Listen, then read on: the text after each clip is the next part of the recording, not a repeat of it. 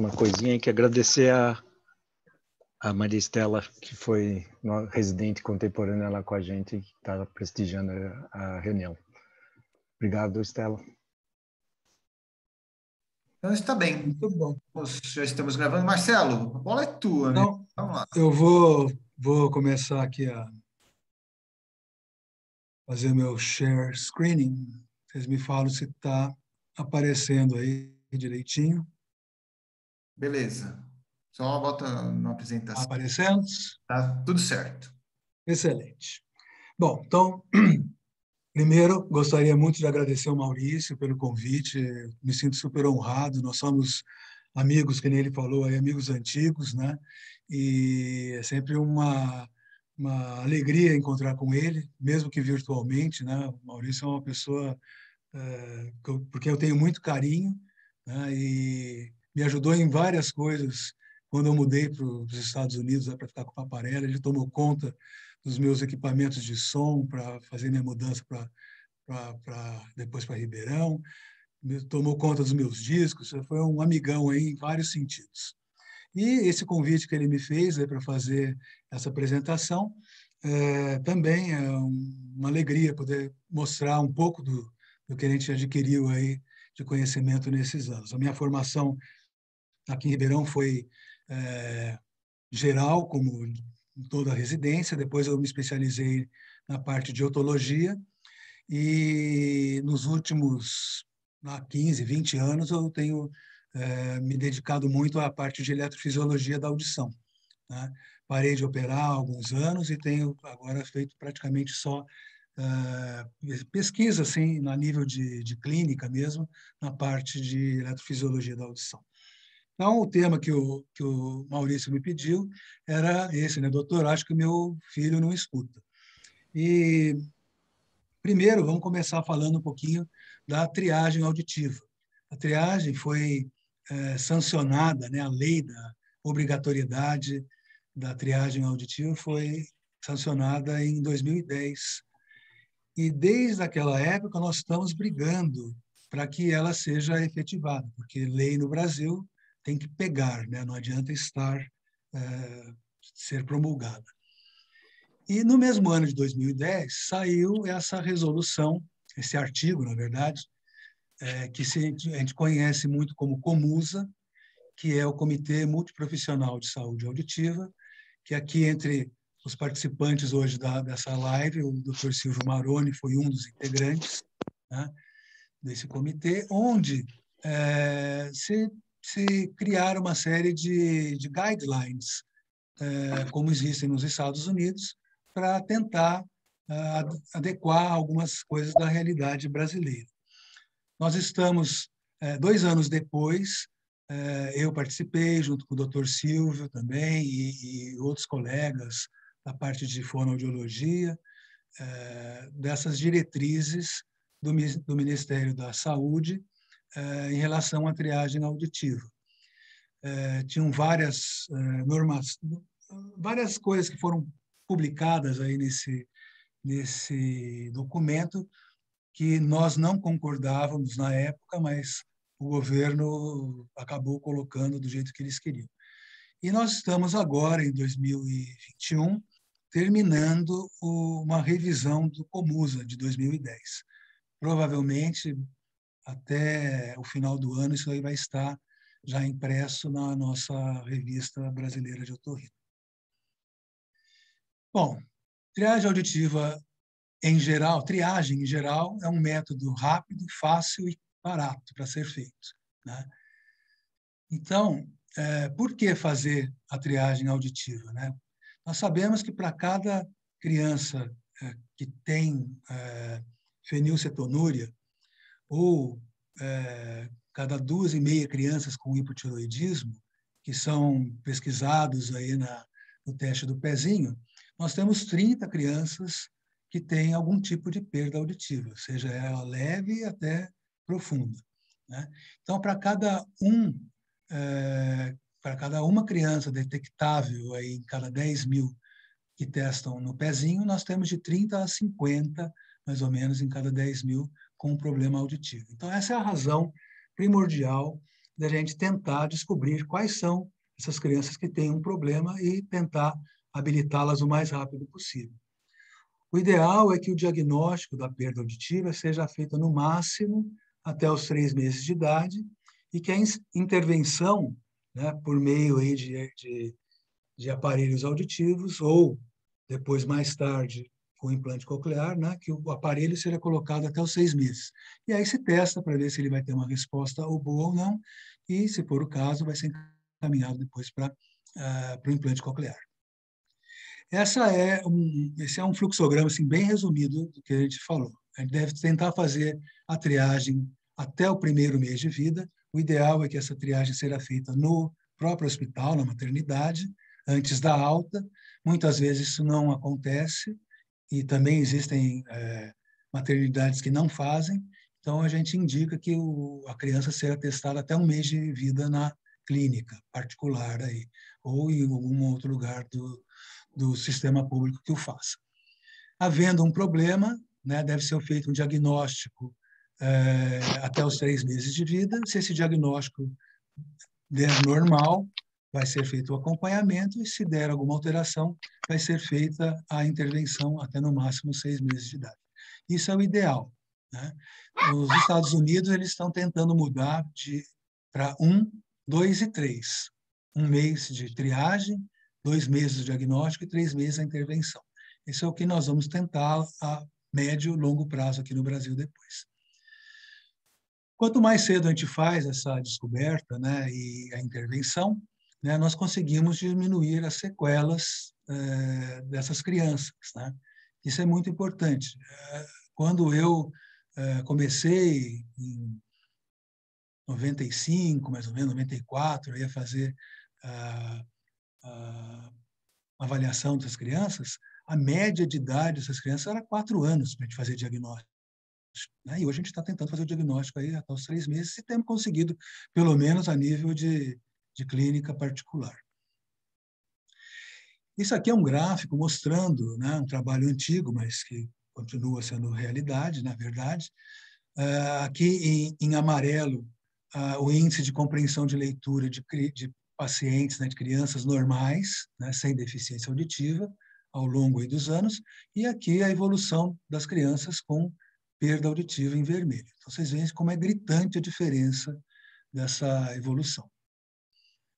Aqui é um gráfico também já mais antigo, da Christine Yoshinaga, mostrando o tamanho do vocabulário de crianças aqui de 1 ano até 3 anos de idade, quando elas têm essa descoberta do problema auditivo antes ou depois dos 6 meses de idade.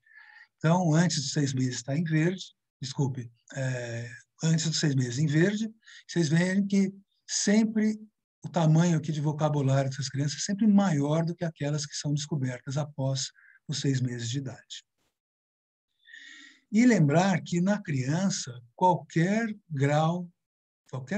pequeno grau de perda auditiva é importante.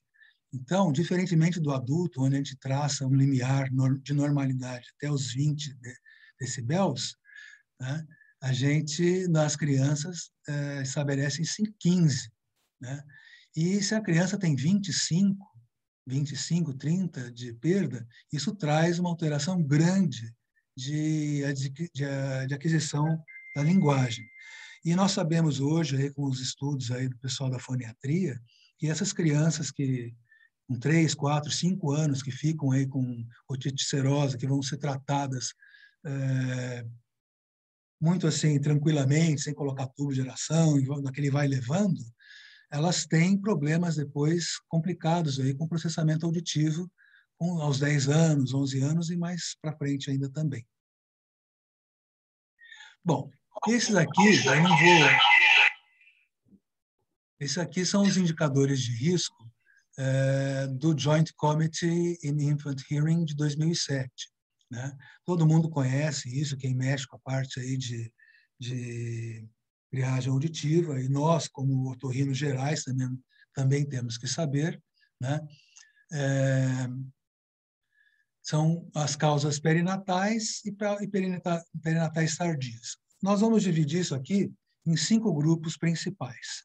Esses 5 grupos estão aqui relacionados. São aqueles que estão ligados à utilização de UTI neonatal, as crianças sindrômicas, as que têm histórico familiar de perda de audição, aquelas que têm anormalidades craniofaciais e as infecções intrauterinas. Eu não vou me estender nisso aqui, porque eu acho que o mais legal dessa aula é a gente ver casos clínicos.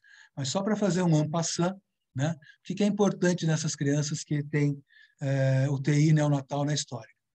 Aquelas que ficarem mais do que 5 dias na UTI, aquelas que tiverem ventilação assistida por mais do que 5 dias, aquelas que usarem aminoglicosídeos ou diuréticos de alça, as infecções pós-natais, tipo meningite ou sepsis durante sua internação na UTI, aquelas que fazem uso aí da ECMO, né, para oxigenação, e aquelas que têm hiperbilirubinemia acima de 20 miligramas por cento, que necessitem de eco sanguíneo, né? Essas crianças que têm indicadores de risco para surdez, elas devem ser submetidas a uma triagem por BERA, por potenciais evocados, e não somente pela emissão otoacústica. Porque as crianças que têm essas, principalmente essas aqui da UTI neonatal, elas têm em torno de 10% delas de desenvolverem a neuropatia auditiva, né, que nós vamos falar um pouquinho depois sobre isso. Então, é muito importante que essas crianças sejam triadas, não com a emissão, mas sim com o potencial evocado automático.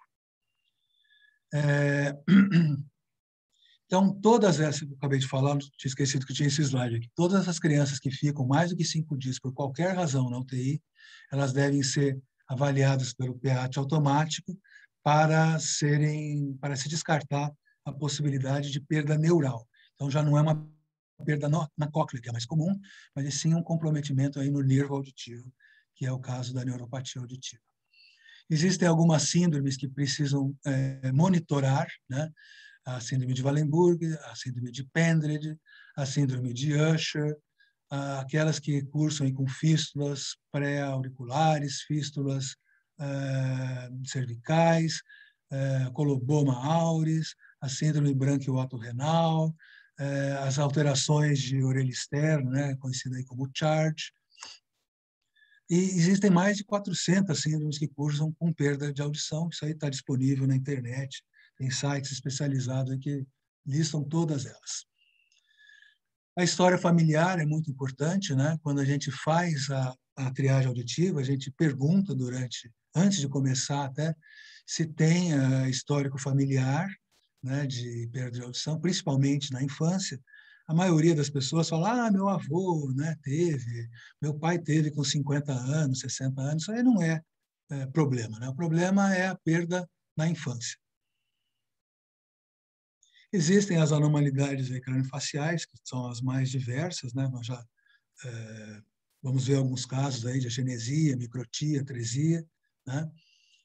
E fenda palatina, que a gente tem visto alguns casos também aí que falham na triagem, padrão que é feito aí somente com o uso da emissão otoacústica. Existem as malformações da orelha interna, uma das mais frequentes é o aqueduto vestibular alargado.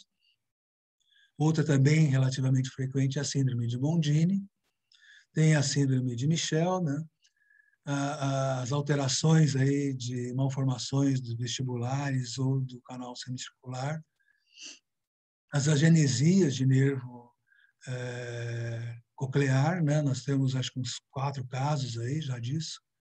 Esses casos vão ser classificados inicialmente como uma neuropatia auditiva, porque eles vão ter emissão otoacústica e não vão ter potencial evocado. E lembrando que a neuropatia auditiva, o diagnóstico só é fechado de vez depois que o exame de imagem der normal. Existem alguns casos também de agenesia de cóclea, né? As infecções uterinas, né? Assim, o símbolo aí do TORCH, né? a toxoplasmose, a sífilis, a rubéola, o citomegalovírus, que é bem frequente, a sífilis que está voltando, né?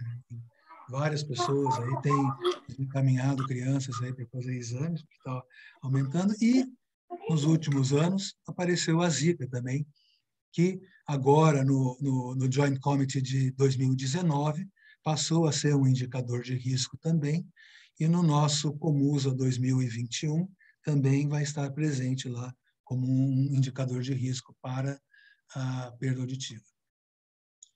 Bom, então nós temos que ter avaliações objetivas para se pesquisar, né, a audição das crianças. Na fase de triagem, nós temos tanto a emissão otoacústica, não está aparecendo aqui o pointer, agora apareceu. Então, nós temos aqui tanto a emissão otoacústica pode ser utilizada na triagem, como o potencial auditivo de tronco encefálico no seu módulo automático, né? Ele vai só dizer se tem resposta ou não, nós vamos ver como é que isso aí é feito. E, na fase do diagnóstico, né, a gente vai usar o potencial evocado de tronco encefálico, o BERA, mas agora na fase usando já um método diagnóstico. E associado a ele os potenciais auditivos de estado estável, que vão fazer uma avaliação frequência específica da audição, dos limiares, né, não audição, dos limiares da criança. Então, aqui nós vamos ver aqui um desenho mostrando o tronco encefálico, a cóclea, o nervo auditivo e o exame de emissão otoacústica sendo realizado, que vai testar a cóclea, né, as células ciliadas externas da cóclea. O som entra, causa uma alteração lá na cóclea, e essa alteração volta pela orelha média e é captada no conduto auditivo externo.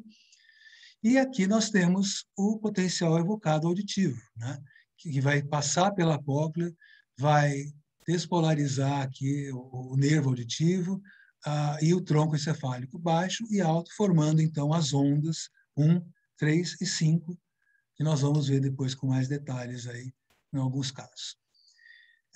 Então, esses três métodos, seja ele a emissão evocada transiente, a emissão por produto de distorção, ou o potencial evocado automático, ele vai nos dar um resultado passa e falha. Vamos ver como tem muita gente aí que eu não sei qual é o grau de conhecimento dele, nós vamos ver aqui como é que é feito uma emissão transiente. Isso aqui é em tempo real. Em 10 segundos, nós já tivemos resposta, em menos de 15 segundos, nós já tivemos resposta nas bandas de frequência que é estudado por essa emissão transiente. Do lado direito e aqui do lado esquerdo. Em 8 segundos, nós tivemos a resposta. É um exame super rápido, quando a criança está quietinha, dormindo ali, sem estar com barulho respiratório. Esse é um exame de produtos de distorção. Eles estimulam as mesmas áreas da cóclea, mas eles veem a resposta de uma maneira diferente. Então, o produto de distorção ele é frequência específica. Nós estamos estimulando a região aqui dos 6.000 Hz, do 4.000 Hz, 3 e 2.000 Hz. Isso é um protocolo, né, de teste de 4 frequências e ele tem que passar em pelo menos 3 para ser dado como normal. E aqui é o exame do potencial evocado automático. A gente dá um som que pode ser de 30 dB, como é o caso aqui, como pode ser programado para 35 ou 40. Nós achamos que o ideal é que a gente faça em 30 dB para ter o mínimo possível de falsos negativos, né? Aí desculpe, de falsos positivos, né? Para surdez, quando a gente faz com 40, você pode ter uma criança que passa com 40, mas ela tem uma perda em 30. Né? Então, a gente diminui a chance de ter perdas leves sendo perdidas aí quando se estimula com 40 ou 35. E esse aqui é o exame do potencial evocado já a nível diagnóstico. Vou mostrar só aqui como é que ele é feito. Né? A gente dá um estímulo de 80 a 90 decibéis. Nós vamos ver a formação das ondas 1, 3 e 5. Aqui é o complexo chamado de SN10, que é o Slow Negativity 10, que às vezes ele está mais visível do que a onda 5, em alguns casos. As ondas devem ser replicadas para mostrar que isso aqui realmente é a onda 1, a onda 3 e a onda 5. E depois é feito no outro lado também, do lado esquerdo. Fiz do lado direito e aqui depois do lado esquerdo. Bom, eu vou dar uma corridinha, porque senão a gente vai perdendo muito tempo. Bom, independente do método que a gente utilize, seja emissão, uma criança um pouco mais velha aí fazer um VRA, uma áudio comportamental, o potencial evocado ou o potencial de estado estável, nenhum deles nos dá diagnóstico isoladamente. Eles têm que fechar esse quebra-cabeça para a gente falar, olha, essa criança tem uma deficiência auditiva desse grau, né? Então, ele deve ser visto como um conjunto de exames para tentar se fechar um diagnóstico e não utilizar um isoladamente. Numa triagem auditiva feita por emissões otoacústicas em qualquer serviço, se o serviço fizer isso de maneira correta, menos de 2% dessas crianças vão falhar, ou seja, vão dar um resultado alterado, né? Essas crianças, menos de 2%, que falham, elas vão ser testadas novamente, dependendo do protocolo do serviço, depois de 10 dias, 15 dias ou um mês. Quando elas são retestadas, novamente, menos de 2% delas vão apresentar um teste negativo, né? Uma falha no teste. Ou seja, 98% das crianças que falharam aqui foram por algum problema de orelha média, que é o mais comum. E essas 2% que ficaram aqui, às vezes têm ainda algum problema de orelha média e alguns deles vão ter problema aí coclear, né? uma perda auditiva coclear. E essas, de qualquer seja a etiologia delas, nós vamos agora para o PEAT, para o BERA diagnóstico. Vou pedir licença para as fonoaudiólogas, vou falar BERA, que para mim é mais gostoso de falar, estou mais acostumado.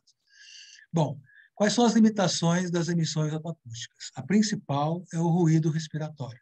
Tem crianças que são muito ruidosas, tem crianças que têm laringotraqueomalácia, não dá para a gente fazer o exame. Você não consegue ter a verificação de que houve uma resposta produzida na cóclea, ela não consegue ser medida na orelha externa. E também existem fatores de orelha média que podem causar a ausência das emissões. O principal delas é algum bloqueio ainda no canal auditivo externo dessa criança por vernix. Mas ainda pode ter líquido amniótico residual e, em algumas crianças, um tecido mesenquimal que envolve os ossículos. Então, essas crianças com líquido amniótico ou tecido mesenquimal, elas às vezes vão demorar mais do que um mês para passar nessa triagem auditiva com emissões otoacústicas. E, às vezes, mesmo na segunda tentativa, elas vão falhar e vão acabar sendo encaminhadas para fazer daí um exame diagnóstico. Então, nos casos de falha da triagem auditiva ou quando houver indicador de risco, o BERA deve ser solicitado sempre. E essas aqui são algumas crianças que a gente faz o exame na clínica. São crianças pequenininhas ali que estão com 1 mês, 2 meses, 3 meses de idade. Alguma delas, vocês podem ver aí, essa até sentadinha aqui no bebê conforto, a gente faz com elas ali mesmo, sem problema nenhum. Mas isso daqui é o ideal. Entre uma criança estar quietinha, anjinho, e virar o diabinho, a gente não sabe qual vai ser ela e quanto tempo vai demorar para isso acontecer. Então, quanto mais rápido esse exame é feito, melhor, né? Como é que a gente pode fazer um exame mais rápido e que também seja confiável? Então, inicialmente, assim, o exame, o diagnóstico, na verdade, você vai tentar fazer um limiar primeiro com 80 decibéis e depois a gente vai abaixar essa intensidade até ver qual que é o limiar mínimo, né, de resposta do potencial evocado. Mas isso demora, né? Na criança, dormindo ali, ela não está tão relaxada muitas vezes, demora. Então, entre você ter uma criança dormindo e uma que acorda de repente, e você tem que parar o exame, quanto mais rápido a gente puder fazer esse exame, melhor. Então, o que a gente pode fazer? Isso aqui é uma simulação, né, do som entrando na cóclea, de um clique entrando na cóclea. Vocês vejam que o clique ele vai despolarizar áreas diferentes, né, da membrana, vai estimular lugares diferentes da membrana basilar e, com isso, despolarizar várias vezes o nervo auditivo. Então, apesar do clique ser um estímulo muito rápido e muito bom para se fazer o potencial evocado, ele tem uma leve dessincronia. Ele não estimula todos os pontos da cóclea ao mesmo tempo. E aí, isso causa uma leve dispersão temporal, causa uma leve diminuição da sincronização das fibras do nervo. Isso pode levar a uma diminuição da amplitude da onda, principalmente quando você está chegando próximo ao limiar auditivo. Se nós não temos uma onda bem visualizada perto do limiar, nós vamos ter um exame que demora mais tempo. Quando a gente faz a estimulação com 80 decibéis, a gente pode, decibéis ou decibels, né, na verdade, o certo é decibels, a gente pode ter uma resposta ali com 300, 400 estimulações. Mas quando a gente vai chegando próximo ao limiar, a gente vai fazer 2.000, 3.000, 4.000, 5.000, 6.000 estimulações. E isso aí demora o exame, né? E a criança pode acordar. Bom, aí, felizmente, existem vários cientistas, né, da área de audiologia que começaram a falar como que a gente pode, então, aumentar essa amplitude. Se aumentar a amplitude, o meu tempo de exame vai diminuir. Então, uma das formas que foi idealizada foi compensar esse atraso que existe no clique dentro da cóclea. É o atraso da onda viajante pela cóclea. Quando a gente vai fazer qualquer exame de potencial evocado, né, seja o Bera, que está aqui, a eletrococriografia, que o Zé Alexandre é um expert nisso, o exame do P300 ou o exame do VEMP, né, do potencial vestibular, quanto mais síncrono tiver isso, melhor. Então, aquela dispersão temporal, que é muito pequenininha, se a gente conseguir melhorar essa dispersão, nós vamos ter um exame mais síncrono ainda. Então, o que o pessoal fez? Aqui nós temos uma representação da resposta da onda 5 do Bera. E aqui o clique sendo representado aqui acusticamente. Eles começaram a mexer no clique, filtrar esse clique. Então, aqui a gente vê o clique sendo agora apresentado somente com a sua frequência de 4.000 Hz. Depois, com 2.000, 1.000 e 500. O que a gente vê aqui na onda 5? A gente vê que quanto mais alta a frequência, maior é a amplitude e menor a latência dessa onda. Então, à medida que a gente vai caminhando para o ápice da cóclea, chegando lá nos 500 Hz, a amplitude da onda é muito mais baixa e a latência é muito maior. Bom, então, o que eles pensaram em fazer? Eles fizeram, na verdade. Eles pegaram esse estímulo e começaram a mudar a posição dele dentro do tempo. Dessa forma, eu não vou ficar explicando aqui como é que isso é feito, porque é super complexo, né? Mas, basicamente, eles fizeram com que o 500 Hz fosse apresentado primeiro, depois os 1.000 Hz apresentados em seguida, depois 2.000 e 4.000. Com isso, houve uma mudança dessas latências para uma latência única. E essa aqui é a apresentação que vocês veem desses 4 estímulos diferentes, agora com as suas 4 ondas representando a onda 5 aqui.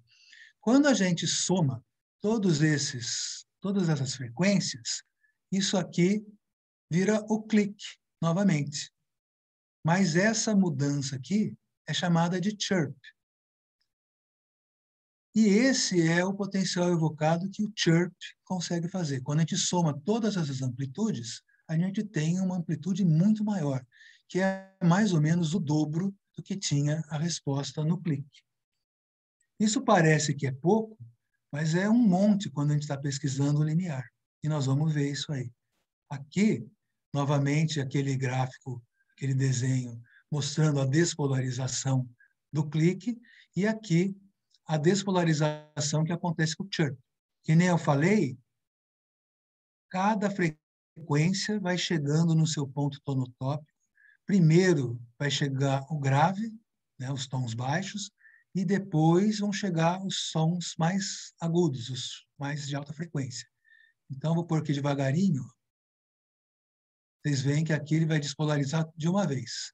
E o resultado dessa despolarização também é mais forte do que esses pequenininhos que aconteciam aqui do lado esquerdo. Na verdade, o que eles fizeram foi falar assim, olha, as frequências baixas têm que chegar primeiro, as frequências altas vão chegar por último. Seria a mesma coisa que a gente falar assim, olha, nós vamos fazer uma corrida onde eu quero que todos cheguem na linha de chegada ao mesmo tempo. Como que a gente faz isso? A gente tem que colocar tempos de entrada diferentes para cada um. E com tempos de entrada diferentes para cada um, eles chegam ao mesmo tempo na linha de chegada, e com isso nós vamos ter uma amplitude maior dessa onda. Então, aqui nós vemos uma pesquisa de limiar com o clique do lado direito, indo até 20 dB, e do lado esquerdo com o chirp. Esse até é o chirp inicial, que hoje nós temos mais um tipo diferente de chirp, que às vezes melhora ainda mais essa amplitude da onda. Vocês veem que essa onda 5 tem uma amplitude bem diferente da onda 5 do lado. Tem o clique. Muito bem. Aqui tá. Esse aqui é um exame de potencial de estado-estado. Pus aqui para mostrar, porque também tem muita gente que não deve ter visto, é um exame espetacular, porque a gente fazia antes a pesquisa frequência específica utilizando-se os tone bursts, que são frequência específica, de 4 a 2.500 Hz. Só que você estimula essas frequências de uma a uma em cada ouvido de uma vez. Ou seja, nós vamos ter que fazer pesquisa de 500 Hz do lado direito, com 40 dB, com 30 dB, com 20 dB, depois eu vou pesquisar 1000 Hz com 30, 20, 10 e assim por diante. E com estado estável, a gente consegue estimular o lado direito e o lado esquerdo ao mesmo tempo e também em intensidades diferentes. Esse equipamento aqui nos permite isso. Então, nós vamos formando uma audiometria, que a gente chama de estimada, porque existem alguns fatores de correção que necessitam ser feitos, mas nos mostra já a formação de uma audiometria, nesse caso aqui, com 1 minuto de exame. É muito rápido, é mais rápido que fazer uma audiometria tonal. Né? Quando a criança está dormindo bonitinha, quietinha, principalmente essas aqui que estão sedadas, que são as que eu faço no centro cirúrgico. Então, vou avançar aqui o exame. Nós tivemos o exame pronto com menos de 2 minutos. Né?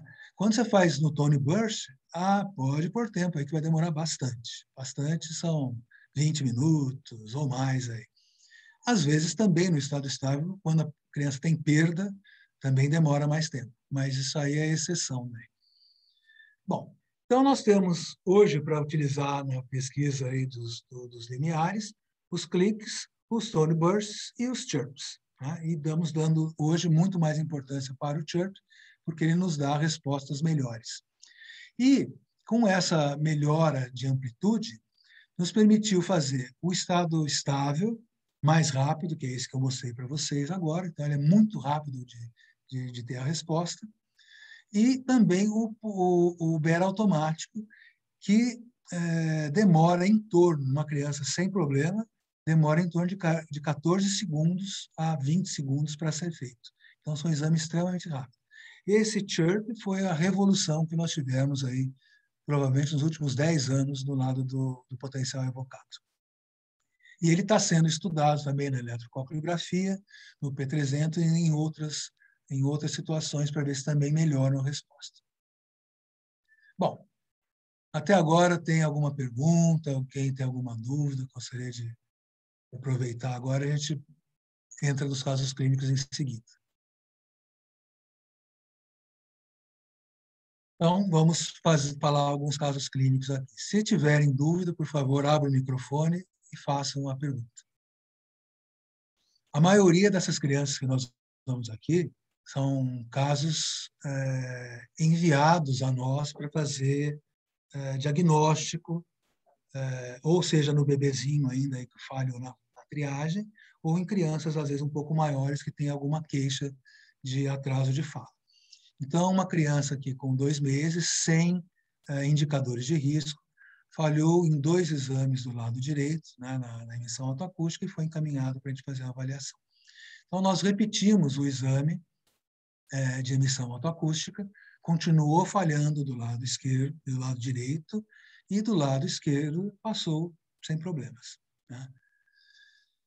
E aí nós fizemos o potencial evocado, né, o BERA com 80 dB.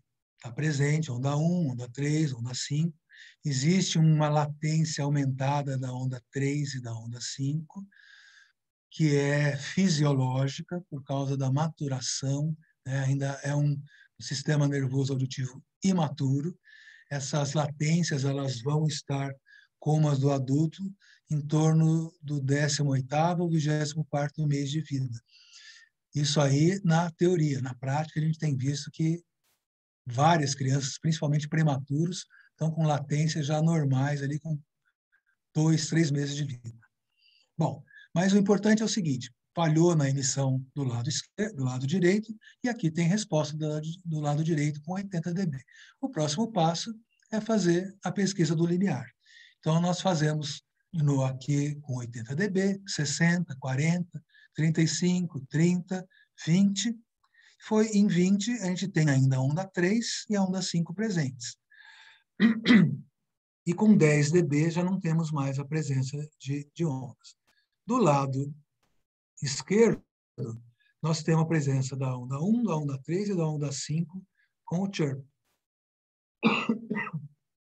E ausência com 10 dB. Ou seja, o limiar, então, auditivo dessa criança está em 20 dB, e no nosso relatório a gente fala que está com um limiar entre 2 e 4 mil Hz dentro da normalidade, que é aonde o clique ou o chirp estimulam quando estão próximos do limiar, entre 2 e 4 mil Hz.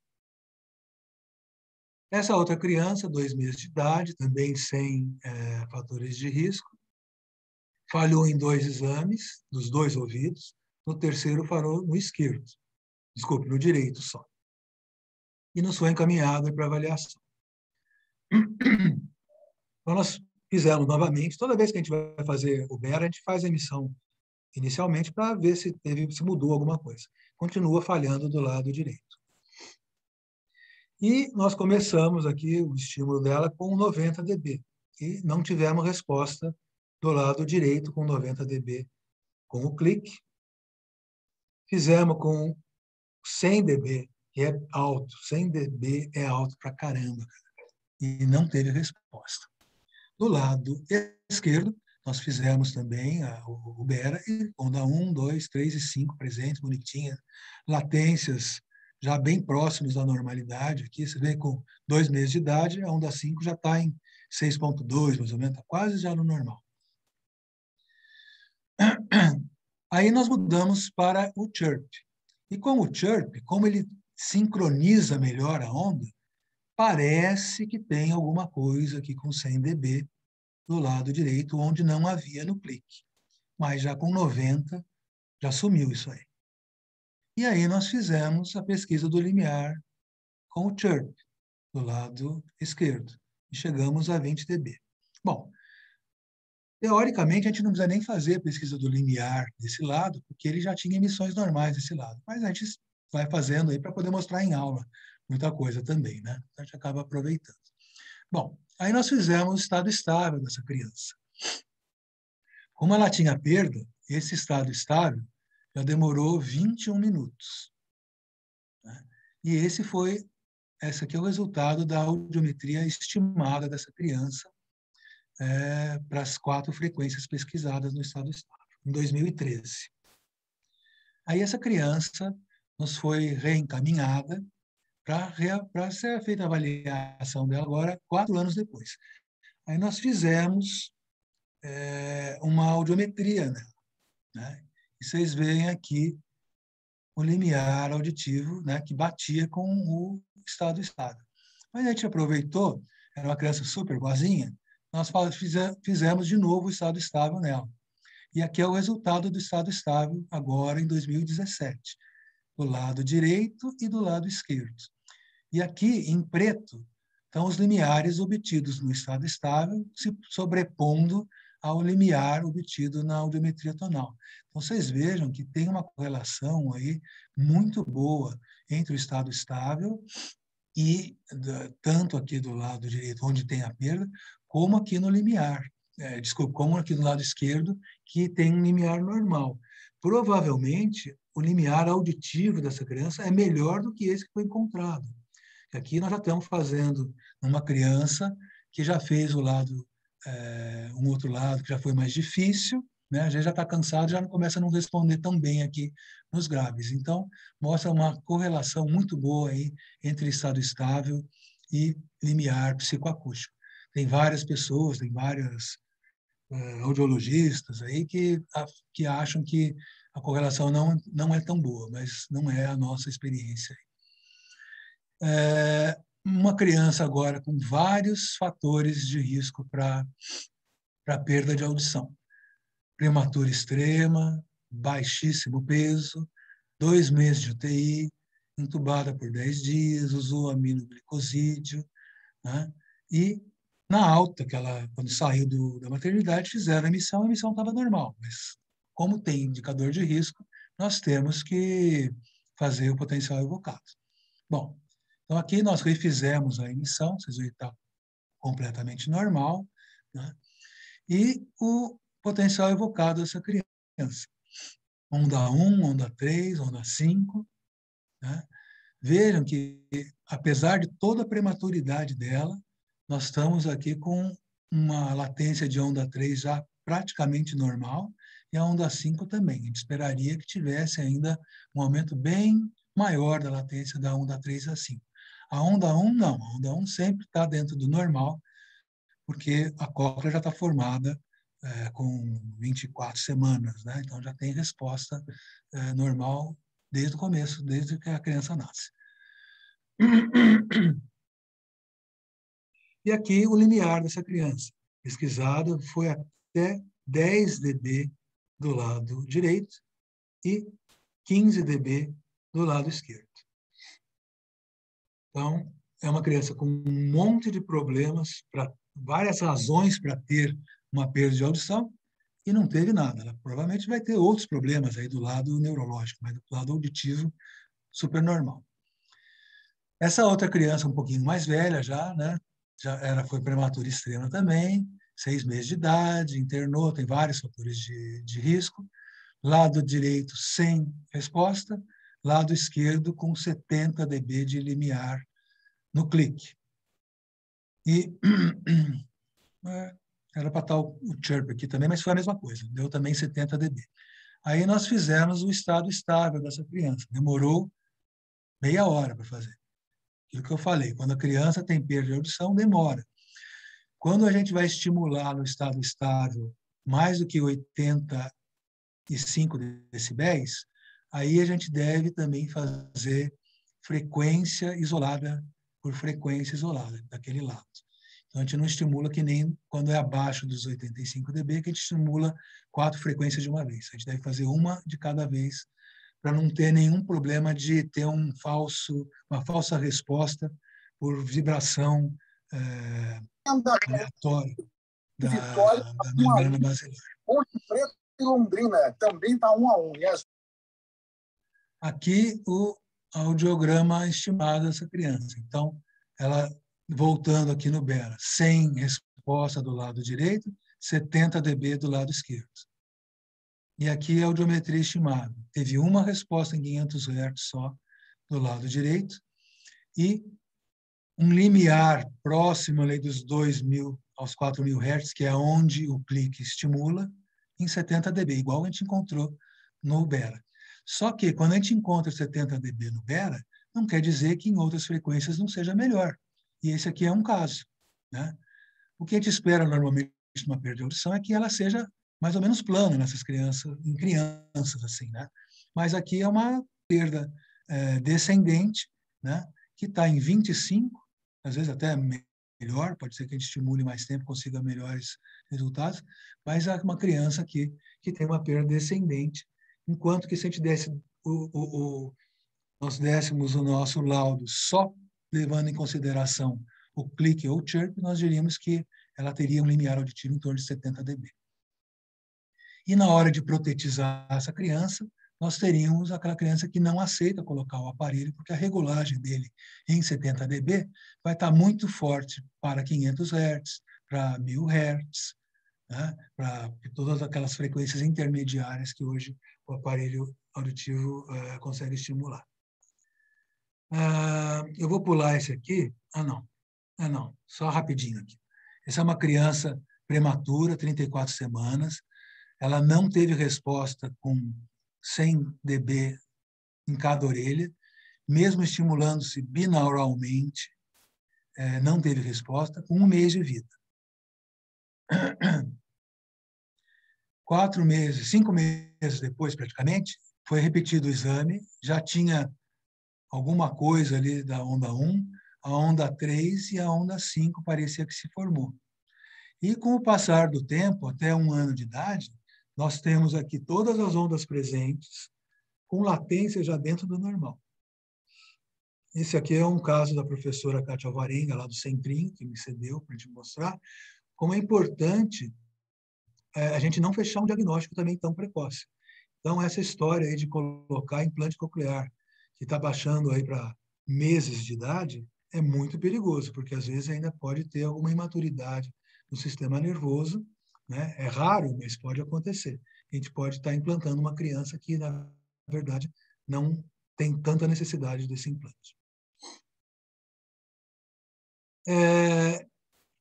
Esse é o último caso que eu vou mostrar aqui. Quanto tempo eu tenho ainda, Fernandes? Deixa eu ver aqui. Mas fica sossegado. A gente está marcado para 1h30 e tal. Nós estamos chegando em 50 minutos. Tá bom. Então, eu vou mostrar esse aqui, que é um caso interessante, né? Uma criança de... Depois aí tem os outros casos que eu vou falar de via óssea, se a gente tem tempo, que é bem legal. Uma criança que ficou internada, teve uma icterícia de 40, né? Foi submetida a eco sanguíneo, ficou mais de 20 dias na UTI, e quando saiu da maternidade, foi feito o teste de emissão autoacústica. Passou e foi orientada a repetir o teste com 6 meses. Errado, né? Porque ela tem alguns fatores de risco aí para fazer um Bera. Bom, mas não fez isso. Com 6 meses de idade, ela também não fez o exame, porque a mãe tem um monte de outras coisas para se preocupar, né? E aí ela foi no pediatra, com 2 anos, e estava com um atraso de fala. Ela tinha aqueles sons guturais, né? Que não conseguia falar nada e só emitia alguns sons. Bom, aí ela procurou um serviço aqui em Ribeirão, onde foi feito um potencial evocado com 80 dB e não viram onda. E foi laudada como uma perda auditiva severa profunda, né, com 100 dB de estimulação. Tá bom. Quando ela veio para mim, né, veio para ser avaliada, ela já estava... Esse exame foi feito com 1 ano e acho que 9 meses, mais ou menos. Foi um pouquinho antes de ir comigo. Eu fiquei olhando esse gráfico aqui e fiquei achando que talvez tivesse um microfonismo coclear aqui. Quando a gente olha como que esse exame foi feito, ele foi feito aqui. Foi feito com estímulos condensados e rarefeitos. Eu normalmente utilizo estímulos alternados, que são estímulos mais fisiológicos. Então, desse lado, eu achei que aqui tinha uma onda, algo mais síncrono ali, e do lado direito também tinha alguma coisa aqui meio síncrona e aqui invertida. Aqui está indo para cima, aqui para baixo. Bom, aí eu achei que isso aqui era um microfonismo coclear, do lado direito e do lado esquerdo. Esse slide eu peguei da audiologista, a professora Ivone Sininger, numa aula que ela deu aqui no Brasil algum tempo atrás. Eu pedi para ela e ela me mandou. Então, ela falou assim, né, no texto aí, que quando a gente vai fazer exames em crianças muito pequenas, as condições que você faz esse exame têm que ser ótimas. Não pode ter artefato, não pode ter movimento, a criança tem que estar dormindo ou sedada para tirar qualquer artefato. Porque um exame como esse aqui, que não é um caso dela, que é um caso que ela está mostrando que a pessoa parece que encontrou alguma coisa com 40, com 50, né? Está marcado ali alguma coisa, é inconclusivo um exame desse. E esse aqui foi o exame que nós fizemos nessa criança. Como ela era pequenininha, foi para o hospital para a gente fazer sedação, e aqui é o clique alternado, não teve resposta mesmo. Mas quando a gente faz com o rarefeito e o condensado, a gente vê essa formação que parece uma sanfoninha aqui, que isso aqui se chama microfonismo coclear. O microfonismo coclear resulta das células ciliadas externas e parece que também parcialmente das internas, né? Então, é uma alteração que fala que a cóclea está funcionando. Mas por que ela não tem resposta aqui? A gente fez do lado direito, e para ter certeza que isso aqui é um resultado real e não um artefato elétrico, a gente clampa o tubo de som e roda de novo o exame. E aí ele fica reto, isso aqui desaparece. Faz do lado direito e faz do lado esquerdo a mesma coisa. E dos dois lados a gente vê a formação do microfonismo coclear.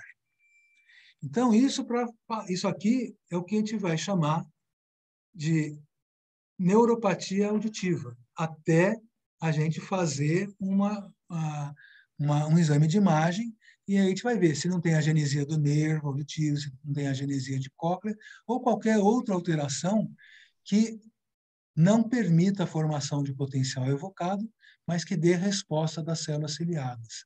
Então, essa criança tinha presença de emissões autoacústicas e presença do microfonismo coclear, com ausência de potencial evocado auditivo, né? Então, esse é um quadro de neuropatia auditiva. Bom, agora eu vou falar um pouquinho só, rápido, aí, dos casos a mais, né, de via óssea. Quando a gente tem um exame que mostra limiares normais, com o clique ou com o chirp, principalmente quando a gente tem emissões autoacústicas normais e também uma audiometria normal, está ótimo, isso é o ideal, né? O problema é quando a gente tem aqui, por exemplo, essa criança que tem 45 dB de limiar eletrofisiológico. É uma hipoacusia sensório-neural de 45 dB, é uma mista, é condutiva. O que é isso aqui, né?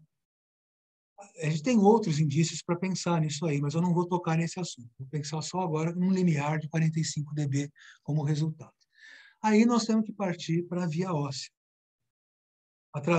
Por meio da utilização aqui do estimulador ósseo e o arco ósseo, nós vamos estimular agora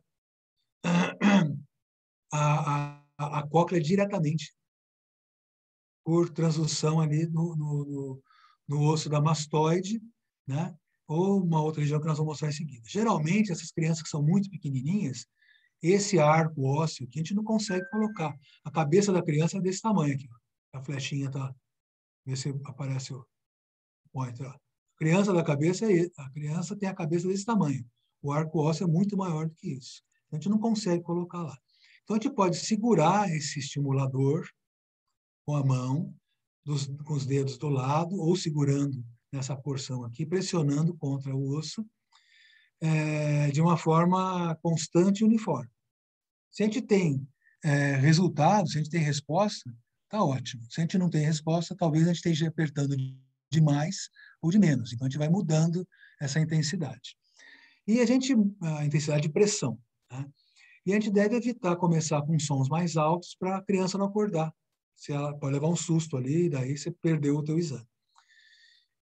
O maior problema no estimulador ósseo é que ele está muito perto, o estimulador causa uma interferência elétrica muito maior do que o estimulador por via aérea, e ele está muito próximo do eletrodo de captação da resposta. Então, ele tem que ficar, no mínimo, a 1 centímetro de distância. Mas o ideal é que ele fique mais longe mesmo. Fique aqui ou na região pré-auricular, em cima ali do processo zigomático, ou um pouquinho acima aqui da orelha da criança.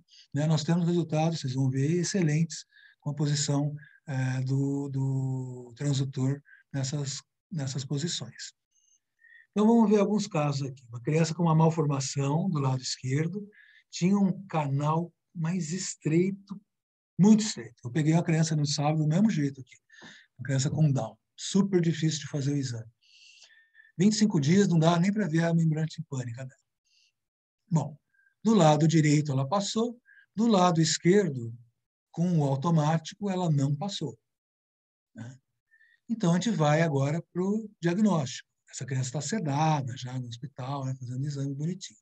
Então, a gente vê aqui com 80 dB a presença das ondas do lado direito e do lado esquerdo.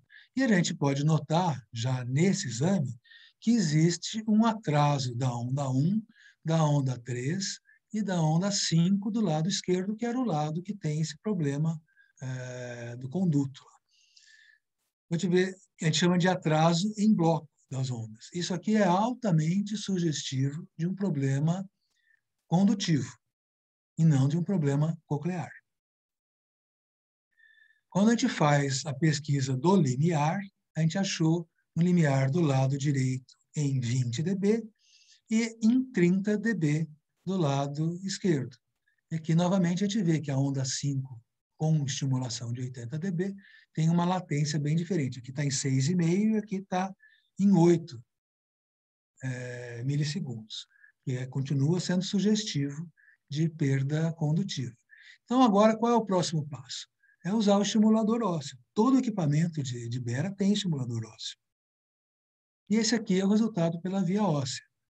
Nós estimulando via óssea, 40 dB, formou a onda. Não são ondas, às vezes, tão bonitas como as ondas que a gente vê na via aérea, por causa dos artefatos que são formados, mas nós chegamos aqui a níveis de 10 dB de resposta, que é espetacular, é excelente. Essa outra criança com uma estenose do lado direito, presença de emissões do lado esquerdo, a via aérea do lado direito, desculpe, do lado esquerdo normal, do lado direito a gente não pode fazer a via aérea, fizemos só a via óssea. Via óssea com 50, 35, 20 e 10. Então, também ela tem um problema de condução, corrigindo-se ou utilizando-se aí um aparelho aí osteoancorado, né? Ela vai ter uma resposta muito boa desse lado, porque a cóclea dela está normal. Essa criança aqui tem uma agenesia bilateral, né? Malformação bilateral. Né? É uma criança aí com 1000 problemas, né? Está canulizada, aqui vocês veem aqui. Bom, esse é o resultado do Bera por chirp, né? De via óssea, lado direito 10 dB, lado esquerdo 20 dB. Como essa aqui foi no hospital sedada, nós fizemos o estado estável nela, também por via óssea. E vocês veem o resultado espetacular, né? Com a correção chega a quase 0 dB. Né? Isso aqui eu acho que é uma super correção, mas acho que em torno de 5 dB ela deve escutar, a cóclea dela deve escutar ali em 1000 Hz, 2000 e 4.000 Hz. Em 500 Hz não é feita a estimulação no estado estável, porque tem muito artefato e demora demais o exame. Então, o fabricante já nem permite essa estimulação em 500 Hz. E essa criança, acho que é a última aqui, uma criança sem problemas, né? Essa já é mais velha, está com quase 2 anos, tem desatenção, não está desenvolvendo a fala, não responde, né, quando é chamada pelo nome, as emissões estão ausentes bilateralmente. Do lado direito, ela tem um limiar normal, do lado esquerdo, um limiar em 45. Então, a gente tem que fazer uma pesquisa por via óssea. A via óssea dessa criança deu em 20 decibéis, do lado esquerdo. Está dentro do normal, né? Então, ela tem um problema condutivo. Ela não fala, como ela tem aqui um limiar normal desse lado, ela não fala por alguma outra razão, provavelmente. Mas nós fizemos também aqui uma comparação da via aérea, que ficou em 45 dB do lado esquerdo e em 25 dB, né, pela via óssea. Vocês veem que, nesse caso aqui, nós tivemos uma formação de ondas muito boa, muito bonita, a criança está super relaxada, porque ela está dentro do centro cirúrgico anestesiado. Mas nós fizemos também a via aérea, o estado estável dessa criança. Do lado direito, bem normal também, limiares bem normais. E então, a gente repete que ela não está falando que é por alguma outra razão, ou seja, não é um problema auditivo. Do lado esquerdo, que tinha dado em 45 dB no chirp, nós vemos que aqui na frequência de 2 a 4 deu 45 dB de limiar, limiares melhores nas frequências mais baixas, e a via óssea dessa criança mostrando também limiares normais, praticamente igual ao que temos do lado direito. E aqui o gap aéreo ósseo.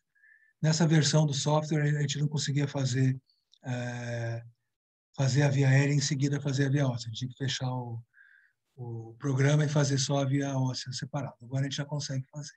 Então, a gente vê aqui uma criança que tem um limiar normal de um lado, um gap aeroósseo condutivo aí alguma otite serosa desse outro lado, e alguma coisa está acontecendo para ela não falar.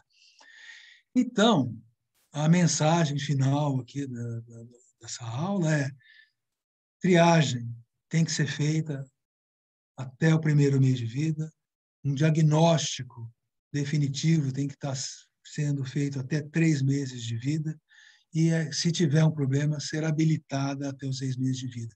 E aí vira multidisciplinar.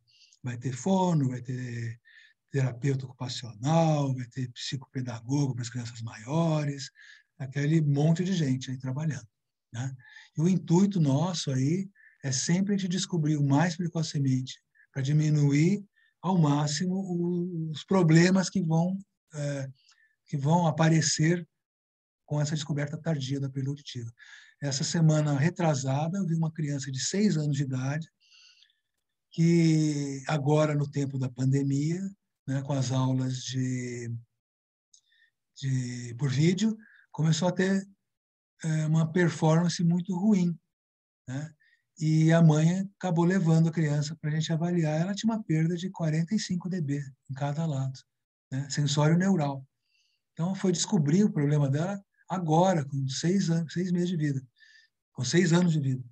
E ela, quando a gente faz também a triagem auditiva, a gente dá uma orientação do que deve acontecer no desenvolvimento da fala da criança até os 2 anos de idade.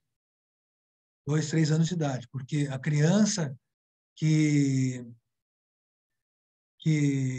escuta bem quando faz a triagem auditiva, não quer dizer que ela vai escutar bem o resto da vida. Ela pode desenvolver o problema durante a primeira infância ali, né? Então, a gente deve sempre acompanhar essas crianças até os 3 anos de vida. E as crianças que têm uma perda auditiva, um indicador de risco, melhor dizendo, desculpe, um indicador de risco, elas também devem ser acompanhadas. Isso vai estar agora nesse Comusa 2021, até 1 ano e meio, 2 anos de idade, mais de perto, e depois seguido a rotina normal. Então, deixa eu parar aqui. Pronto. Então, vamos agora abrir aí para discussão e perguntas, se tiverem. Marcelo, a Maristela perguntou como seria o Sharp no P300? Nós ainda não fizemos, isso aí está em pesquisa, né? Mas é que a diferença que existe no P300 é que o tamanho da resposta, da amplitude, já é muito grande comparado com o que a gente tem no Bera, né? A amplitude lá em microvolts lá acho que mais de 100 vezes maior no P300 do que no Bera. Mas a gente vai fazendo pesquisa, as pessoas vão pesquisando para ver se acha alguma coisa diferente, né? Pode ser que se ache. Na eletrocoagulografia, eu já fiz algumas que mostram que tem uma amplitude também um pouco maior. Mas não muda isso no nosso diagnóstico do dia a dia, por enquanto. Mas no pesquisa limiar, o Sharp mudou completamente aí a velocidade do teste e a qualidade morfológica, gráfica do exame. Outra coisa, não sei se você consegue responder isso, em São Paulo, onde se encontra estado estável e Bera com pesquisa de limiar, que isso é um grande problema às vezes, né? E o Bera normal, isso é fácil. O problema é quando você precisa fazer investigação avançada. E aí? Uhum. Bom, eu sei, né? Tem uma amiga que faz, que é a Doris Lewis, que faz lá no Sabará. Ela faz isso em crianças pequenas, aí só faz sedada lá no Sabará, né? E faz muito bem, né? O grande problema, Fernando, que você falou aí que tem muita gente que faz o Bera normal, né? Isso aí não é um problema. Cara, não é verdade. É um problema, porque a gente recebe cada exame ruim, mal feito, com um diagnóstico completamente errado, com onda 5 marcada onde é onda 3, cara, tudo errado. Então, nós estamos tentando, com o nosso comitê de eletrofisiologia da BOL, nós lançamos aquele livrinho há 2 anos atrás, lá no Congresso Brasileiro, que é para já dar uma padronizada em algumas coisas, e a nossa meta é tentar fazer um selo de qualidade de serviços. Mesmo no seu consultório, se você faz o exame, a gente tentar dar um selo de qualidade, porque a gente recebe as coisas mais absurdas. Então, quem sabe aí no futuro próximo a gente consegue ter esse selo aí, como várias outras. A pessoal da neurofisiologia já tem isso, né? A Marisa está perguntando se precisa de mascaramento no estado estável ou no Sharp nas perdas unilaterais. Precisa sim, Marisa. Eu comi bola uma vez numa criança por causa disso, né? Mandei até o caso para discutir com o pessoal lá na Dinamarca, lá da Interacústica. Falei, pô, como é que essa criança aqui não tem resposta no Bera e tem resposta no estado estável, né? Mas naquela época, o estado estável não permitia, eu acho que, fazer a estimulação unilateral. E, com isso, você não conseguia fazer o mascaramento contralateral. Mas é como na audiometria, né? Perdas maiores de 35 dB têm que ser mascaradas. Senão, você pode ter uma curva sombra, seja no clique, seja no chirp, seja no estado estável. Muito boa essa pergunta. Para o pessoal que perguntou onde fazer, dá uma olhada no chat. O pessoal está botando aí lugares em São Paulo onde dá para fazer. Quer falar alguma coisa, Marisa? Eu queria. Quando usa via óssea, Marcelo, já tentou, não sei se é possível, sabe essas coisinhas que colocam... Marisa, eu já tentei isso. Tem uma fita que o pessoal da ortopedia usa, que é um velcro sem velcro, né? Ele gruda ali. Já coloquei isso também no meio do exame, às vezes o negócio solta. E esses exames que você viu aí, eu fiz praticamente todos segurando. Aí tem umas colegas suas, eu não vou citar nomes aqui, porque você já vai saber quem é, que vai falar assim, nossa, mas precisa ter uma calibração de tanto de pressão para poder saber que aquilo é 35 dB. Cara, eu não estou preocupado em saber se aquele é 35, 32 ou 30. Se eu estou dando resposta com 20 dB na via óssea, se aquilo lá é de 20 ou de 15 ou 25, para mim é indiferente. Eu estou tendo resposta excelente lá. Lógico, estou falando isso aqui entre nós, a vida prática, né? Não é para publicar isso aí, né? Mas eu estou falando na prática. Não, é porque do dia a dia. É chato, né? Você ficar segurando com cuidado e tal. Eu fico pensando, eu cheguei a usar uma vez, era uma banda, eu acho que eu nem tenho mais isso. Era uma banda para natação, era uma coisa meio elástica. Eu lembro. Tinha algum Sabe? velcro, né? Isso aí vinha, não vendia, acho que aqui, vendia só nos Estados Unidos. Eu comprei umas dessas aí para ver se mandava fazer para usar em tubinho de oração. Uhum. Mas elas sumiram, mesmo lá também, eu nunca mais vi. Tem site que eu entrei em outro lugar, mas para venda, assim. Mas essas crianças são muito pequenininhas, eu prefiro segurar.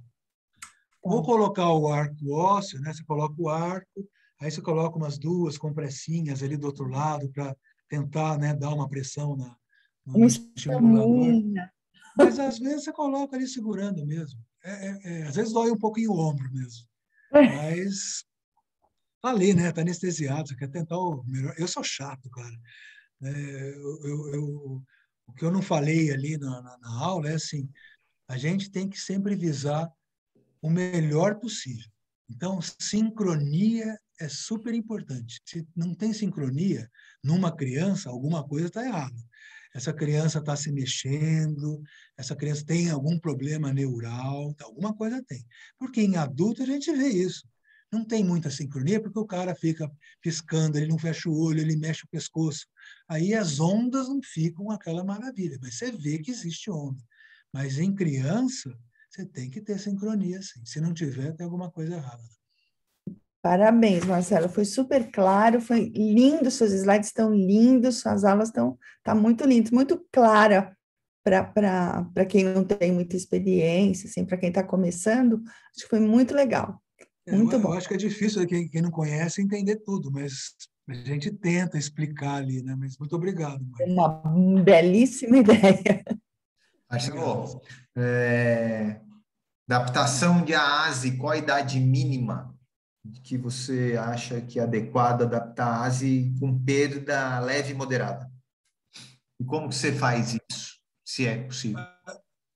Possível né? Aí não sou eu que vou fazer, aí nós temos nossas queridas amigas fonoaudiólogas que foram treinadas para ter uma paciência, né, de Jó. Por isso que eu adoro fazer os exames das crianças lá no centro cirúrgico, né? Primeira coisa, ela ceda, acabou o problema. A minha fono faz lá na clínica, bonitinho, demora um pouco mais, né? Mas ela tem a paciência, eu fiz muito também, né? Mas a criança que tem perda leve a moderada, a leve você pode, às vezes, até aguardar um pouco mais para ver se aquilo não é uma coisa que vai melhorar com o passar do tempo, né? Ali de alguns meses. Mas a moderada, você pode mandar com 4 meses, 3, 4 meses de idade, já começa a usar. Tem fórmulas prescritivas aí já adequadas, né? Para você não dar um overload de som, né? Causar uma pair na criança por estar dando um nível de pressão sonora maior por causa do conduto auditivo que é muito pequenininho na criança. Mas você pode adaptar, sim. E você vai vendo resposta. Outra aqui, ó. Prematuro com autoemissões normais, mas tem fator de risco presente. Faz PEAT ou não? Sempre. Tem que fazer, sempre. Isso olha, nós temos que falar o que é o certo, o que é o ideal. Não é o que é feito. Né? Vocês viram essa criança da neuropatia auditiva, que teve vários fatores de risco e foi indicado repetir a emissão com 6 meses de idade. Cara. Isso saiu da maternidade onde eles fazem potencial evocado lá. E não foi feito, cara. Então, toda criança que tem fator de risco, nós estamos mudando um pouco agora no Comusa novo. Antigamente, prematuridade estava ali, a gente está pensando em tirar essa prematuridade pequena, aí de 34 semanas, 35 semanas. né? Mas tendo outros fatores de risco, seja hereditário, seja permanência em UTI há mais do que 5 dias, sempre tem que fazer. Porque a gente tem que procurar, não é perda coclear que vai estar com a emissão normal, e sim as perdas neurais que podem estar presentes e não vão ser detectadas. Vou abrir para o Gustavo. Gustavo, faz aí sua pergunta para o Marcelo. Boa noite, professor. Parabéns pela aula, excelente. Queria só tirar uma dúvida. Em relação, a gente vê bastante na literatura artigos bem antigos também que falam de testar a sincronia auditiva com o clique, né? É mais consagrado. Mas a gente vê que o chip também se presta bem a esse papel. Então, eu queria, se o senhor puder comentar, se isso vai ser mais para frente, a gente vai realmente só usar o chip para testar a sincronia ou vai manter batendo um clique? Já existem, bom, que eu saiba, na verdade, existe um trabalho comparando a latência do clique e do chirp, né, com estimulação de 80 dB, que foi feito pelo professor Pedro Koser, lá de Santa Maria, que é um super expert da eletrofisiologia. Então, ele fez um trabalho e nesse trabalho ele mostrou que a latência é a mesma, mas não é isso que nós temos visto em todos os casos. Principalmente, talvez agora seja um pouco diferente, porque o primeiro chirp aí que saiu da empresa Interacoustics, que é aquela com a qual eu trabalho e meu equipamento, era o chamado CE Chirp. O CE Chirp ele foi dado esse CE, que é a abreviação do nome do Klaus Elberling, que foi o audiologista que trabalhou nessa mudança de posição ali das frequências para formar o chirp. E existem vários chirps, né? Tem o CE Chirp, tem o O-Chirp, o Y-Chirp, tem vários chirps e várias empresas utilizam esses outros. O CE Chirp, para a Interacoustics, foi aquele que mostrou melhor sincronia de onda com melhor amplitude para 40 dB, que era o importante. Vamos fazer triagem. Triagem quanto que faz? É de 30 a 40 dB. Então, eles fizeram um chirp que dava uma amplitude ótima em 40 dB. Depois, eles trabalharam esse C-chirp e ele virou o que hoje é chamado de LS-C-chirp, que é o Level Specific. Eles fizeram um chirp para dar uma estimulação máxima em 80, em 75, em 70, cada um vai de 80 até o zero. Cada um tem um formato de chirp diferente. Então, tem 20 CE chirps, um para cada 5 decibéis.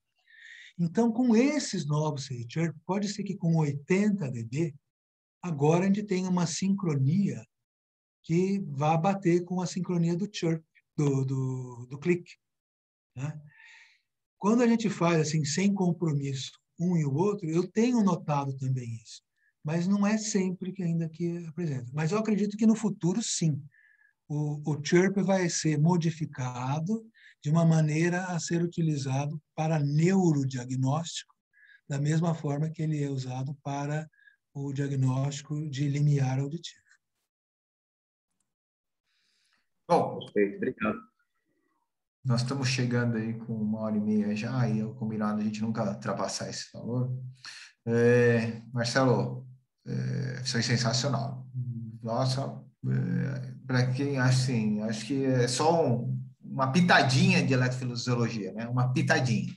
Mas eu concordo com a Marisa, as imagens são sensacionais. Para quem se interessa por isso, deve ter sido uma delícia. Para quem não tem muita experiência, foi bom também, porque a imagem falava por cima. Eu acho que é bem legal. Muito bom mesmo, Marcelo. Parabéns. Obrigado, Fernando, obrigado, Priscila. Eu queria falar uma coisa aqui que eu falei algumas vezes com a Signe lá da Fundação, né, da USP. Né? Isso tudo que eu mostrei aqui é clínica, cara, não é serviço de terciário, né?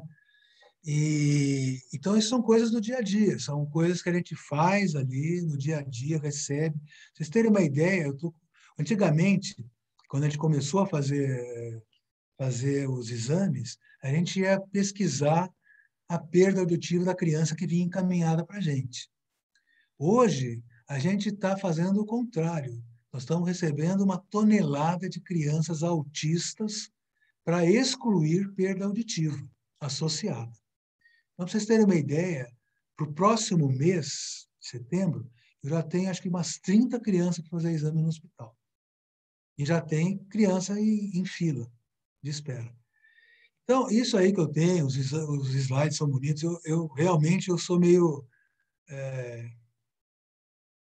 paranoico, vamos dizer assim, aí, com a coisa sair bonita, de tentar passar o melhor possível para as pessoas, né? De ser fácil de entender. Mas são todos casos reais, né? Do dia a dia, uns que não ficam tão bons, porque a realidade é assim mesmo, de vez em quando não sai do jeito que a gente quer, mas são todos casos aí do nosso acervo aí de, sei lá, últimos 10, esses que eu mostrei são todos os exames novos, aí, dos últimos 10 anos, 8 anos, mais ou menos. E é gostoso, cara. Que nem eu falei, eu adorava operar e parei de operar, fiquei meio desestimulado aí por causa dos planos de saúde, né, que colocam a gente para baixo, e fui para esse lado da eletrofisiologia e fiquei cada vez mais apaixonado por isso, cara. É muito legal, é muito gostoso de fazer e de poder diagnosticar e ajudar essas crianças aí, sejam pacientes meus ou sejam dos outros também. Alexandre? Muito obrigado aí pelos elogios aí de vocês. Zé, você quer falar alguma coisa, Alexandre? Eu gostaria de falar assim, em primeiro lugar, dizer que eu acompanho essa carreira eletrofisiológica do Marcelo desde o início, né? E cada vez mais ele brilha cada vez mais. E a gente realmente absorve essas aulas dele parece que o tempo não passa.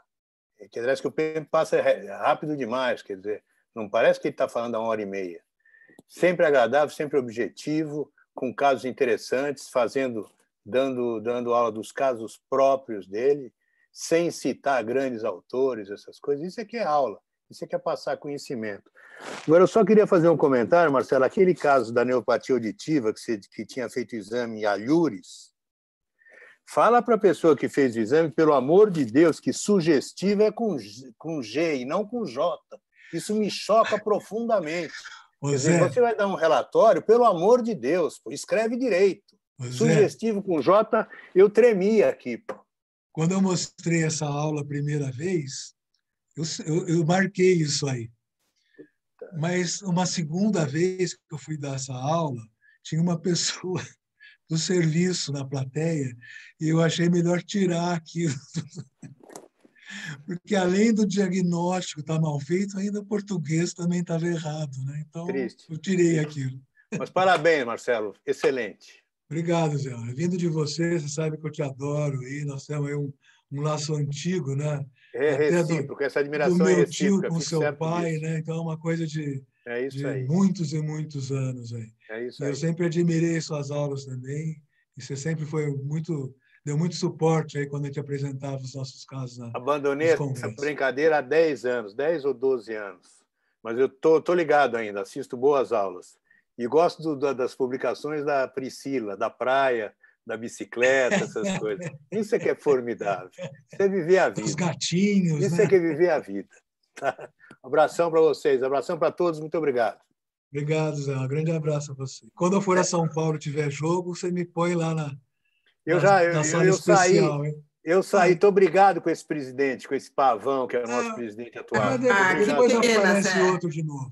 Depois aparece outro para ti. Coitado, está internado com Covid, está grave. Deus livre, mas muito pavão, para meu gosto. Bom, só antes de terminar, a nossa próxima encontro é daqui mais ou menos um mês. E quem vai falar vai ser a Renata Pilan. Ela vai voltar para nos encontrar novamente. Mas daí eu aviso direitinho. E se a Priscila permitir, como o Maurício começou, o Maurício termina. Tem que acabar. Marcelão, muito feliz de te encontrar aqui, muito alegre, muito feliz, uma aula sensacional, com certeza agregou muito para todo mundo aqui, viu? não sabe a alegria que eu fiquei e a ansiedade que eu estava para encontrar com você aqui com a gente, viu? Depois de tantos anos aí. Você aqui com a gente foi muito, muito legal. Obrigado de coração. Você sabe o quanto eu gosto de você.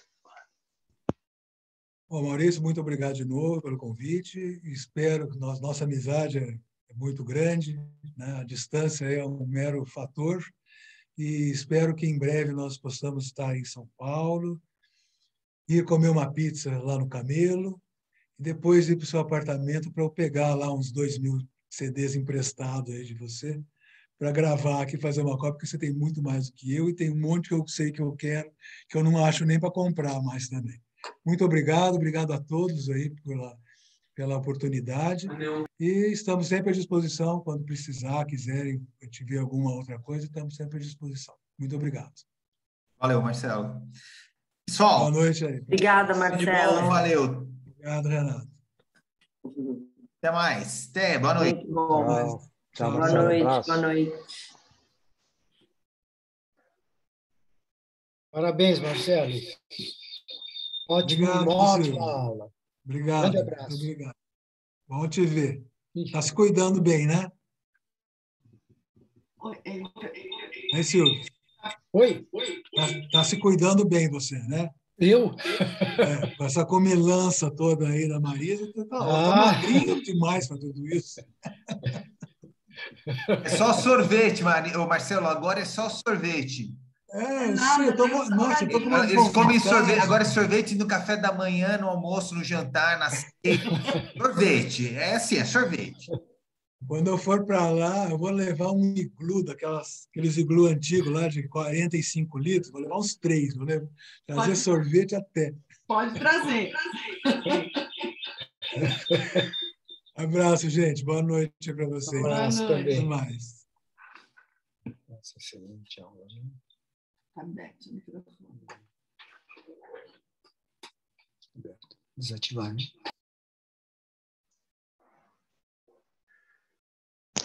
Fernando, depois você vai querer mandar os casinhos para a aula da semana que vem? Vou. Eu vejo se eu te mando amanhã, tá? Tá bom. Que aí eu ponho Só vou, no porque eu tenho Classroom. dois. Deixa eu parar.